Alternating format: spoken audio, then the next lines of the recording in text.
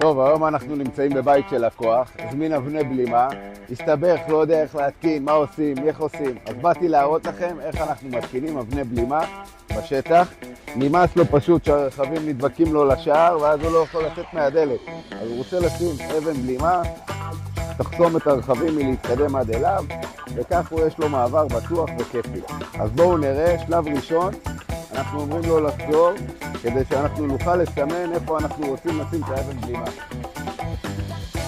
הופ, ככה אנחנו רוצים שישאר מעבר על ספוט כזה, ניקח איזה משהו, נסמן, הנה יש לנו את זה. אנחנו יודעים שזה הקו של האבן בלימה שלנו, שם אנחנו רוצים לשים אותה. תכף תראו את השלב השני. טוב, שמנו את האבן בלימה במקום, עכשיו מה שאנחנו עושים, החורים האלה שיש לנו, אנחנו פותחים פה חור ברצפה,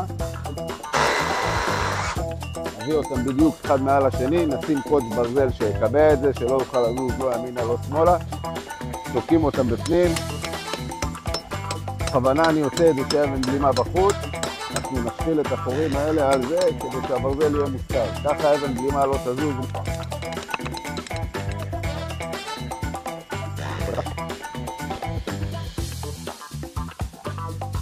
סיימנו את ההתקנה, פשוט וקל.